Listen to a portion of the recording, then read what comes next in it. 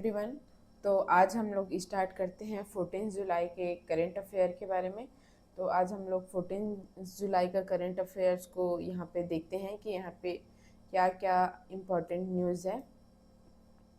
तो यहाँ पे सबसे पहले बोला है, विश्व बैंक ने पीएम सूर्य घर मुफ्त बिजली योजना के लिए कितने वित्त पोषण पैकेज को मंजूरी दी है। ठीक है, तो जो यहाँ पे वर्ल्ड बैंक ने पीएम सूर्य घर मतलब पीएम सूर्य घर जो कि एक मुफ्त बिजली योजना के लिए कुछ पैकेजिंग को मंजूरी की है। तो हम लोग देखते हैं कि वहाँ पे कितने पैकेज की वो मंजूरी की है। ठीक है, मतलब कितने फाइनेंशियली पैकेज को मंजूरी दी है। तो यहाँ पे हम लोग देखते हैं कि जो विश्व बैंक ने पीएम सूर्य घर मुफ्त बिजली योजना के लिए यूएसडी मतलब यूनाइटेड स्टेट डॉलर, ठीक है, यूनाइटेड स्टेट डॉलर मतलब अ, अमेरिकी डॉलर 890 मिलियन को मंजूरी दी है। ठीक है,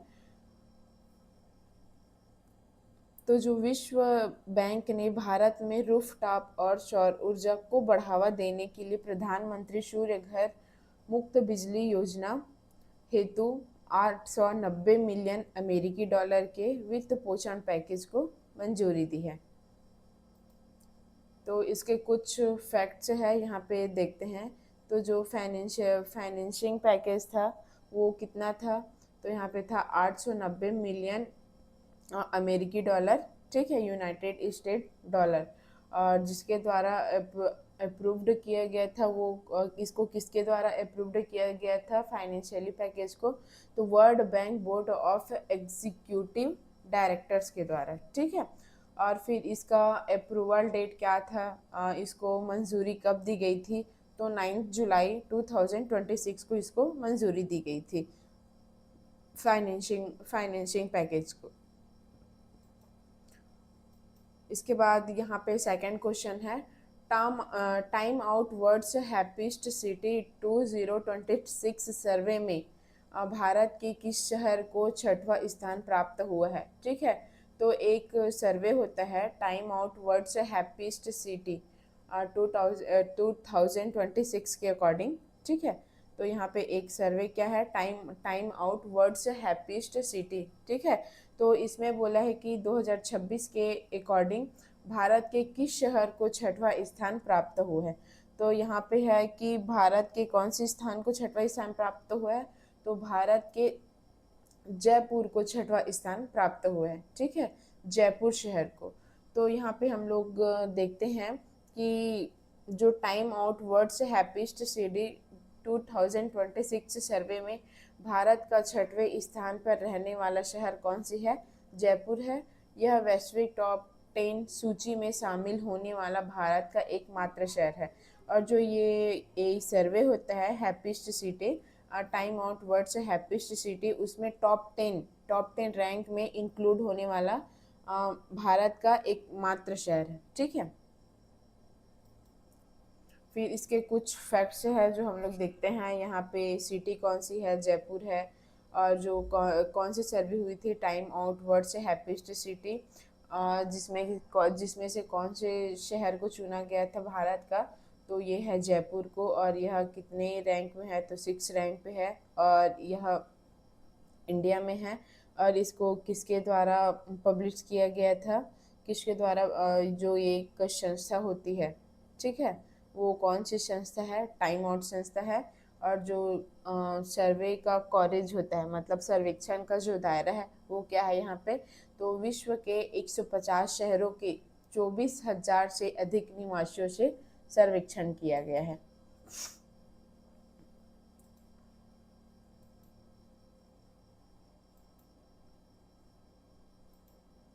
उसके बाद यहाँ पे नेक्स्ट क्वेश्चन है, विश्व जनसंख्या दिवस कब मनाया जाता है। ठीक है, वर्ल्ड पॉपुलेशन डे कब मनाया जाता है, when is world population day observed.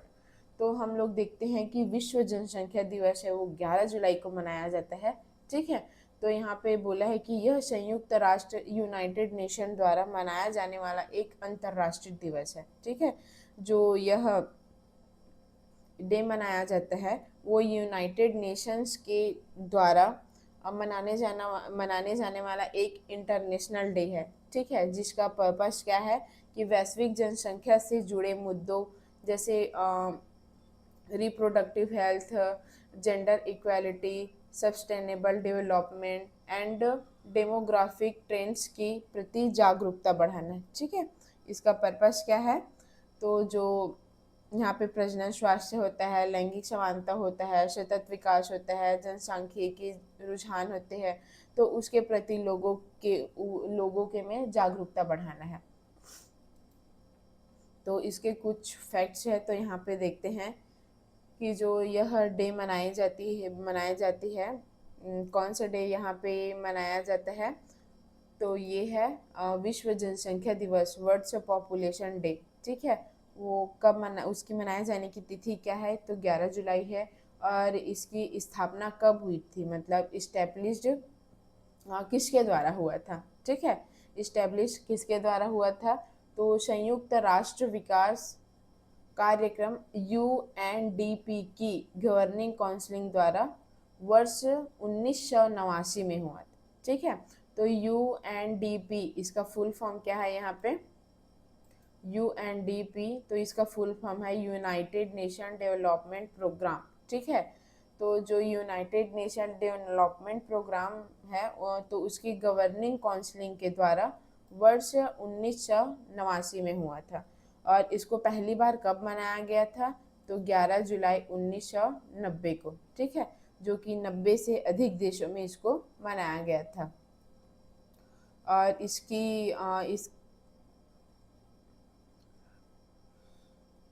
इसका इंस्पायर्ड बाय क्या है कि जो डे ऑफ 5 बिलियन मतलब 11 जुलाई 1887, जिस दिन विश्व की जनसंख्या लगभग कितनी हुई थी, 5 अरब होने का अनुमान लगाया गया था, ठीक है। तो यहाँ पे जो संयुक्त राष्ट्र महासभा का प्रस्ताव था कि वह क्या था, वह प्रस्ताव तो 45 में से 216, ठीक है, 45 में से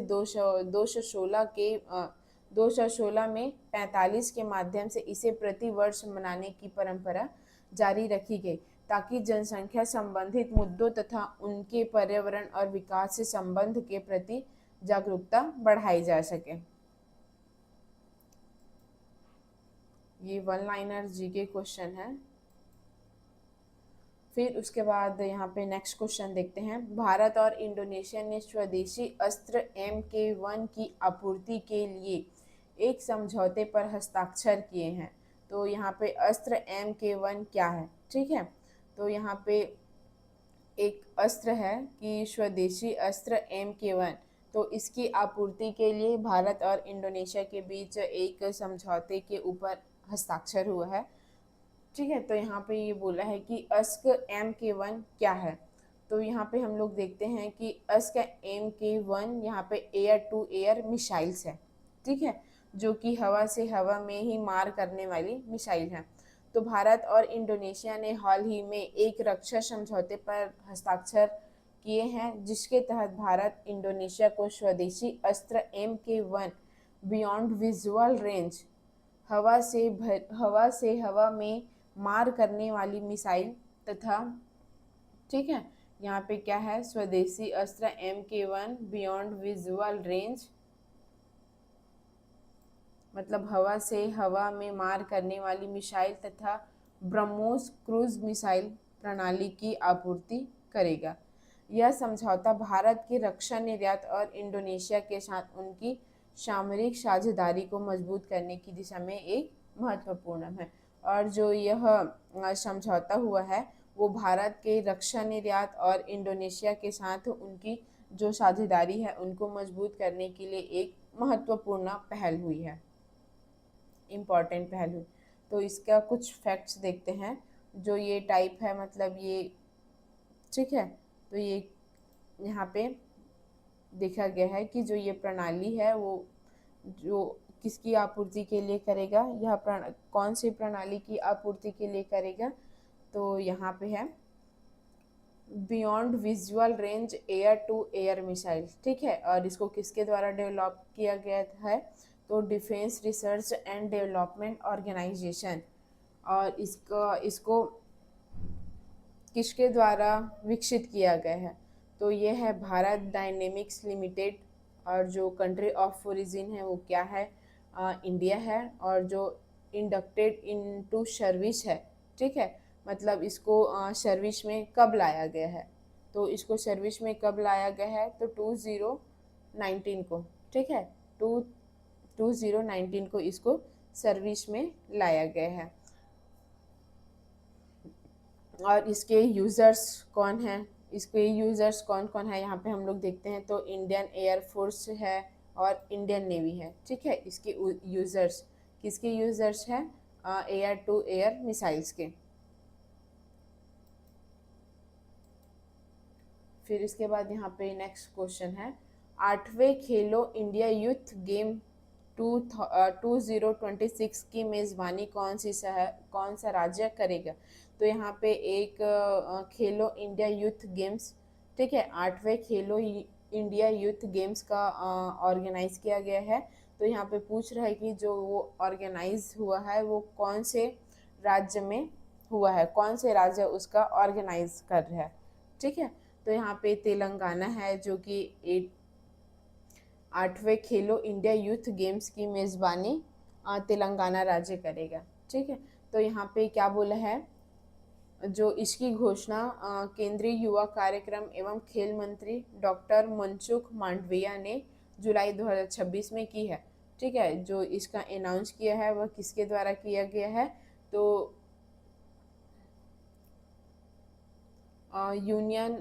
union minister of youth affairs and sports doctor Mansukh Mandaviya.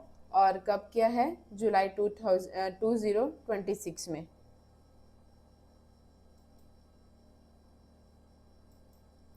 तो इसका कुछ फैक्ट देखते हैं। जो 8th खेलो इंडिया यूथ गेम है, ठीक है, जो 8th खेलो इंडिया यूथ गेम है वो कहाँ पे कौन से स्टेट होस्ट कर रहे हैं? तो तेलंगाना है, मेज़बानी कर रहे हैं।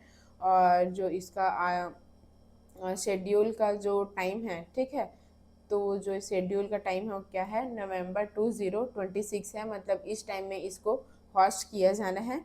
और जो इसका अनाउंस किया गया है, तो इसको किसके द्वारा अनाउंस किया गया है? Union minister for youth affairs and sports doctor Mansukh Mandaviya के द्वारा, ठीक है। और फिर यहाँ पे जो एक्सपेक्टेड पार्टिसिपेशंस है वो कितने हैं यहाँ पे? तो लगभग अप्रॉक्स 8,000 खिलाड़ी यहाँ पे। तो यहाँ पे लगभग 8,000 खिलाड़ी, अधिकारी एवं सहयोगी स्टाफ है, ठीक है, जिसमें इतने की भागीदारी हुई है। ये जो एट्थ खेलो इंडिया यूथ गेम है उसमें लगभग कितने की भागीदारी हुई है? 8,000 खिलाड़ी, ठीक है, अधिकारी एवं सहयोगी स्टाफ के साथ। विमान निर्देशिका ग्लोबल एयर पावर्स रैंकिंग 2026 में भारतीय वायुसेना ने कौन सा स्थान प्राप्त किया है, ठीक है। तो इसमें एक रैंक पूछा है जो कि इसमें इंडियन एयरफोर्स का रैंक पूछा है, ठीक है, जो कि world directory of modern military aircraft global air power ranking 2026 में, ठीक है। तो इसमें क्या है कि जो भारतीय वायुसेना है उसका रैंक पूछा है। तो इसमें भारतीय वायुसेना की रैंक क्या है? तो इसमें 3rd है भारतीय वायुसेना की रैंक। और इसके पहले दो और है भारत से पहले, ठीक है। तो उससे पहले कौन कौन से देश है यहाँ पे? तो ये है एक यूनाइटेड स्टेट अमेरिका USA और एक है रूस, ठीक है। तो ये 2 भारत से आगे है, इसलिए भारत 3rd में है यहाँ पे। इससे पहले यूनाइटेड स्टेट अमेरिका और रूस, ये ऐसे 2 और जगह है। उसके बाद इसमें कुछ फैक्ट देखते हैं इसके। तो rank of Indian air force 6th global air power ranking, तो इसका 6th रैंक है। 6 6 ग्लोबल एयर पावर रैंकिंग 2026 है। फिर उसके रैंकिंग ऑर्गेनाइजेशन क्या है इसमें, world directory of modern military aircraft है। मतलब जो रैंकिंग जारी किया जा रहा है वो इसका एक संगठन है, ठीक है। जो रैंक जारी कर रहे हैं उसका एक संगठन है जिसका नाम क्या है, world directory of modern military aircraft, ठीक है। और जो कंट्री वाइज रैंक है उसमें भारत कौन से स्थान में है, तो भारत इस यहाँ पे 3rd स्थान पे है। उससे पहले यूनाइटेड स्टेट अमेरिका एंड रूस है, ठीक है। तो जो भारतीय वायुसेना है वो लगभग भारतीय वायुसेना के कितने विमान हैं यहाँ पे, लगभग 1716 विमान है। भारत की कुल सैन्य विमान क्षमता कितनी है, तो लगभग 2488 विमान, ठीक है। जिसमें से AIF थल सेना विमान और नौसेना विमान यहाँ पे इंक्लूडेड है। तो यहाँ पे भारतीय नौसेना विमान और थल सेना विमान और नौसेना विमान यहाँ पे तीनों इंक्लूडेड है।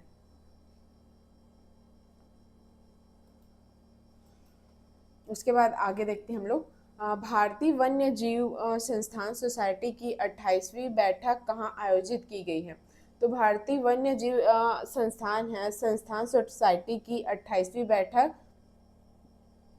कोयम्बटूर में की गई है, ठीक है। कोयम्बटूर में की गई है। फिर इसके बाद हम लोग आगे देखते हैं कि जो कोयम्बटूर है वो तमिलनाडु में है। और जो इसकी बैठक है वो कब की गई है, 9 जुलाई 2026 को। और जिसकी अध्यक्षता कौन कर रही थी, उस बैठक की अध्यक्षता तो केंद्रीय पर्यावरण वन एवं जलवायु परिवर्तन मंत्री भूपेश यादव, ठीक है, उसकी अध्यक्षता केंद्रीय पर्यावरण एवं वन एवं जलवायु परिवर्तन मंत्री भूपेन यादव इसने इसकी अध्यक्षता की है, जो कि WII सोसाइटी के अध्यक्ष भी है। तो इसके कुछ फैक्ट्स है यहाँ पे हम लोग देखते हैं। जो मीटिंग है उसका नाम क्या है, यहाँ पे मीटिंग का नाम क्या है, तो ये है कि 28th meeting of the wild life institute of India society, ठीक है। WIIE का फुल फॉर्म है wild life institute of India. और इसका डेट क्या है, इसकी डेट क्या थी, 9 जुलाई 2026। और उस जगह का नाम क्या था, central academy for state forest service Coimbatore, जो कि तमिलनाडु में है। और इसकी अध्यक्षता कौन कर रहे थे, तो इसकी अध्यक्षता भूपेंद्र यादव कर रहे थे। फिर उसके बाद हम लोग यहाँ पे नेक्स्ट क्वेश्चन देखते हैं। भारतीय मूल के नासा के अंतरिक्ष यात्री अनिल मेनन किस अंतरिक्ष स्टेशन की यात्रा करने वाले हैं, ठीक है। तो जो भारतीय मूल नासा के एक अंतरिक्ष यात्री है अनिल मेनन, तो यहाँ पे वह कौन से अंतरिक्ष स्टेशन की यात्रा करने वाली है उसके बारे में यहाँ पे देखते हैं। तो जो ये अनिल मेनन है जो कि अंतरिक्ष यात्री है, वह इंटरनेशनल स्पेस स्टेशन की यात्रा करने वाली है, ठीक है। तो और यह मिशन 14 जुलाई 2026 को कजाकिस्तान के बैकोनूर कास्मोड्रोम से प्रक्षेपित किया जाएगा। इसकी अवधि लगभग 8 महीने होगी। तो इसके कुछ फैक्ट देखते हैं। तो जो एस्ट्रोनॉट है मतलब अंतरिक्ष यात्री वो कौन थे, यहाँ पे अनिल मेनन है, ठीक है, अनिल मेनन। और जो स्पेस एजेंसी है वो क्या है यहाँ पे, तो नासा है। और जो डिस्टिनेशन है, गंतव्य है, वो कौन सी है, इंटरनेशनल स्पेस स्टेशन है। और जो ये मिशन है उसका नाम क्या है, सोयूज MS-29, ठीक है। और जो यह लॉन्च किए जाएगी, ठीक है, जो ये जो यह लॉन्च किया जाएगा, तो वो कब लॉन्च किया जाएगा, मतलब अंतरिक्ष स्टेशन की यात्रा इसमें कब लॉन्च की जाएगी यहाँ पे, तो वो है 14 जुलाई 2026। ठीक है। और इस मिशन के लिए लगभग कितने टाइम लगेंगे, तो लगभग यहाँ पे 8 महीने का टाइम लगेगा। और जहाँ से ये लॉन्च किया जाएगा, ठीक है, वह कौन से स्थल है, तो वो है बैकोनूर कॉस्मोड्रोम, जो कि कजाकिस्तान में है। और यहाँ पे अंतरिक्ष यान, मतलब जो स्पेस क्राफ्ट है, उसका नाम क्या है, रास्कस मोस सोयूज MS-29।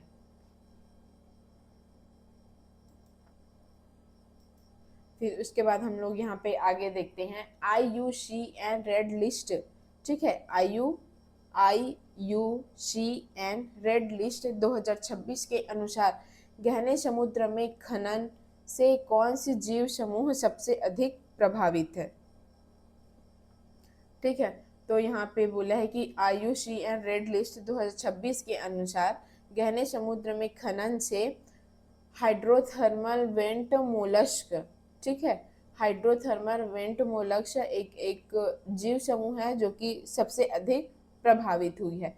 किससे, गहरे समुद्र में खनन से।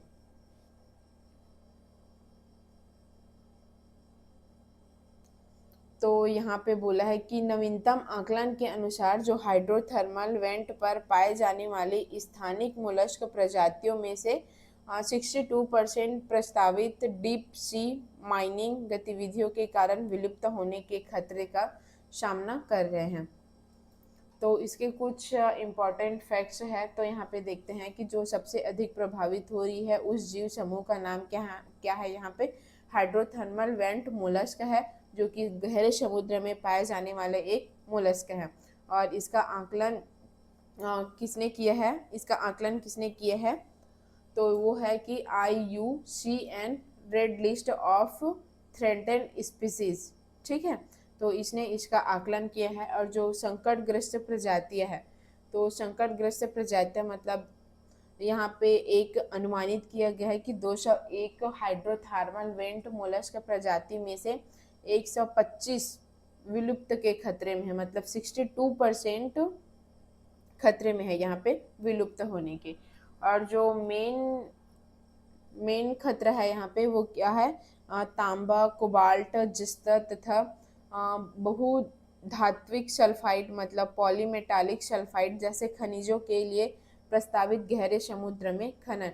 तो ये सब जो यहाँ पे तांबा है, कोबाल्ट है, जिस्ता है, तो ये सब चीज़ जो खनिज है, तो उसके प्रस्तावित के लिए जो गहरे समुद्र में खनन किया जा रहा है, उसके कारण जो ये जीव समूह है हाइड्रोथर्मल वेंट मोलस्क, वो सबसे ज़्यादा प्रभावित हो रहा है, जिसमें से उन्हें 62% यहाँ पे विलुप्त होने के कगार पे है। फिर यहाँ पे लास्ट क्वेश्चन हम लोग यहाँ पे देखते हैं कि 14 जुलाई करंट अफेयर का ये लास्ट क्वेश्चन है। तो यहाँ पे हम लोग देखते हैं कि अखिल भारतीय उच्च शिक्षा सर्वेक्षण रिपोर्ट 2023-24 के अनुसार उच्च शिक्षा में सर्वाधिक सकल नामांकन अनुपात किस राज्य का है। ठीक है, तो यहाँ पे 2023-24 में एक अखिल भारतीय उच्च शिक्षा सर्वेक्षण हुआ था, तो उसके अकॉर्डिंग जो उच्च शिक्षा में सर्वाधिक सकल नामांकन अनुपात है, मतलब ग्रॉस इनरोलमेंट रेशियो है, वह किस राज्य का है। ठीक है, तो जो सर्वाधिक है वो किस राज्य का है, तो वो है तमिलनाडु का। तो यहाँ पे क्या बोला है कि अखिल भारतीय उच्च शिक्षा सर्वेक्षण रिपोर्ट 2023-24 के अनुसार तमिलनाडु ने 52.3% सकल नामांकन अनुपात के साथ सभी भारतीय राज्यों में सर्वाधिक GER दर्ज किया है। इसके साथ ही 50% का आंकड़ा पार करने वाला यह देश का पहला राज्य बन गया है।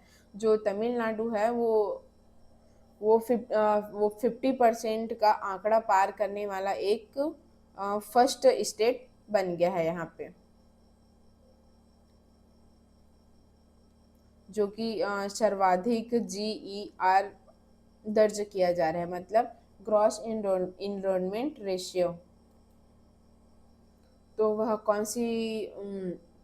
स्टेट है जो हाईएस्ट जीआर दर्ज कर रहे हैं तो वो है तमिलनाडु, और जिसने कितने परसेंट जीआर किया है, जीईआर दर्ज किया है तो वो है 52.3%।